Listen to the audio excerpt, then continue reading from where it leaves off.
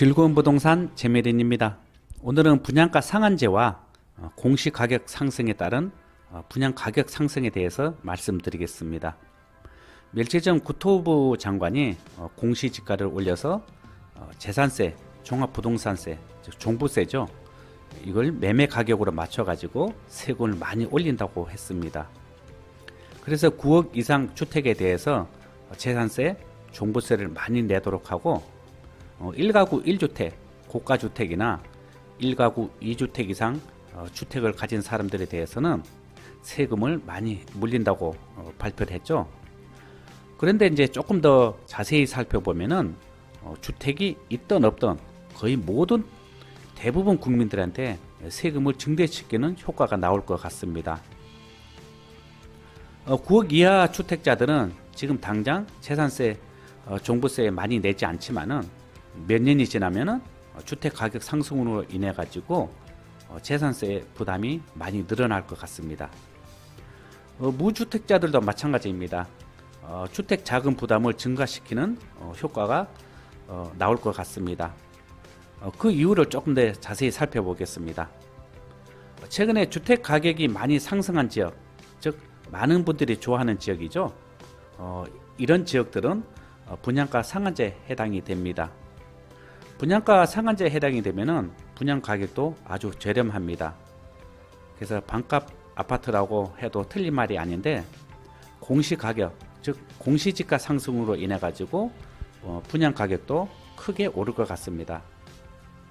이것은 분양가 상한제에 해당이 되거나 해당되지 않는 지역 모두 똑같은데 공시가격이 올라가면은 아파트를 짓는 시행사들은 지가 상승으로 인해 가지고 분양 가격을 크게 올릴 것으로 예상을 합니다.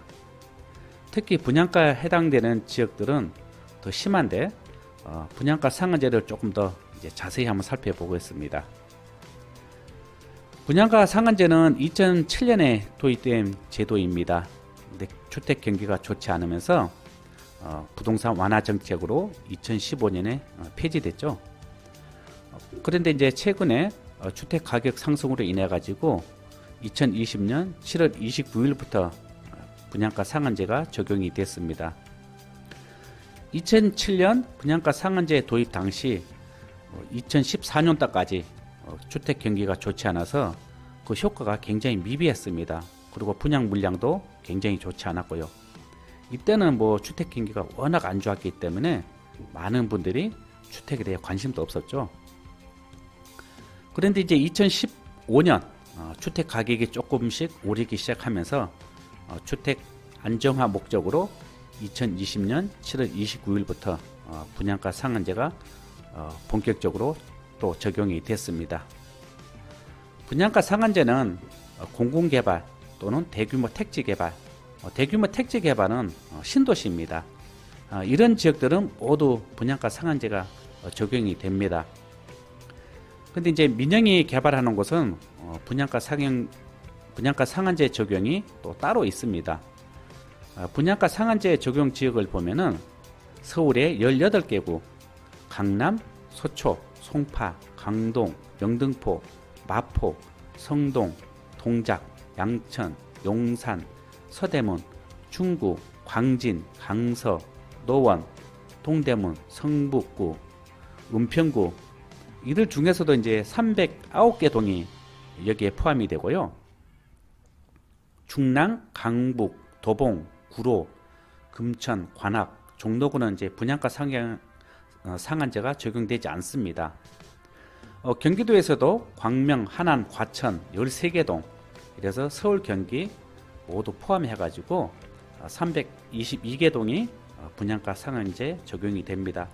그래서 서울, 경기 모든 지역이 다 분양가 상한제 적용되는 것은 아닙니다. 이들 지역들은 현재 아파트 분양을 하면은 거의 뭐 몇백 대 1이 나올 정도로 청약률이 굉장히 높습니다. 청약 고시를 치러야 할 정도로 아파트 가격도 많이 오르고 청약 경쟁률도 높습니다. 분양가 상한제 지역 아파트 매수하라고 아마 정부에서 이 지역들을 알려주는 것 같습니다. 아무튼 분양가 상한제에 적용되는 주택과 입주자 자격은 분양가 상한제 적용주택 입주자는 거주 의무가 5년 있습니다. 거주 의무 위반 시 처벌 규정은 1년 이하 징역 1천만 원 이하 벌금도 있습니다. 전매 제한도 최고 10년까지 있습니다. 전매 제한 위반자는 입주 자격이 제한이 됩니다. 주택 공급 질서 위반자에 대해서도 10년 범위 내에서 입주 자격이 제한이 됩니다. 그런데 이제 특별한 경우에는 전매가 또 허용이 됩니다.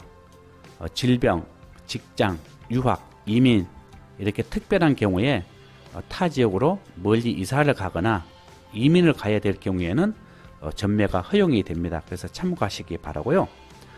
재미있는 유튜브 댓글을 통해서 분양가 상한제 벌칙을 물어보신 분들이 많이 계셨잖아요. 참고하시기 바랍니다.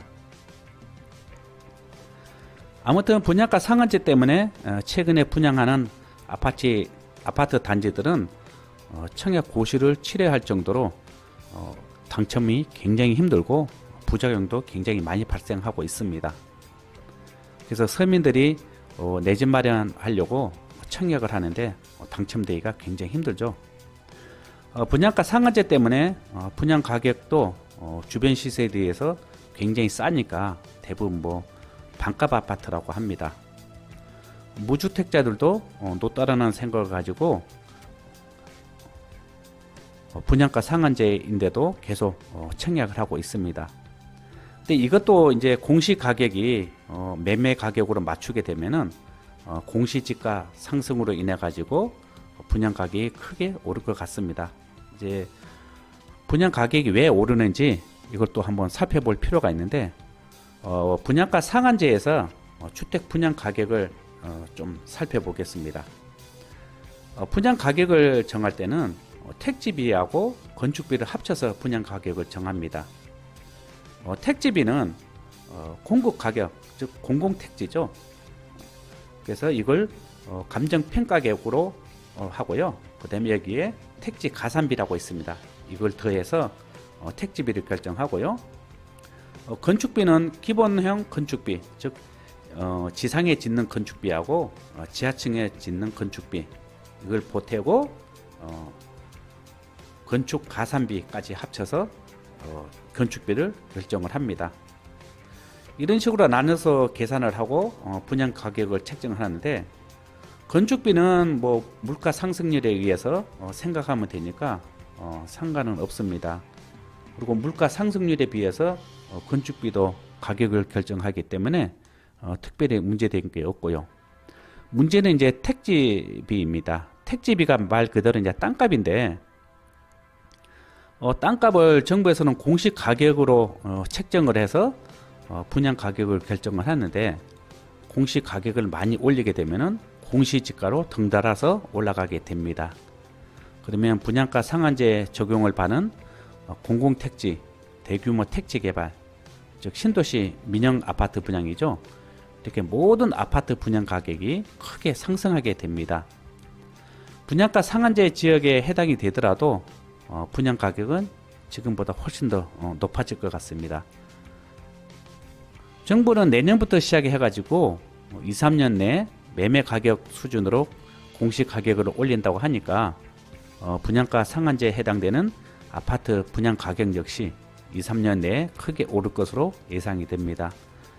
그래서 지금 아파트 분양을 받으려고 준비 중인 무주택자들 그리고 1가구에서 조금 더 넓은 면적으로 이사하려고 준비 중인 분들 앞으로 분양하는 아파트 모두 무조건 청약하시기 바랍니다.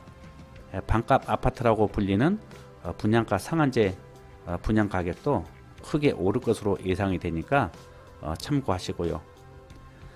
정부는 주택이 부족한 것은 생각지도 않고 주택 매수자들 모두에게 투기꾼으로 몰아가면서 부동산 정책을 펼치다 보니까 이렇게 계속 부작용만 나오는 것 같습니다.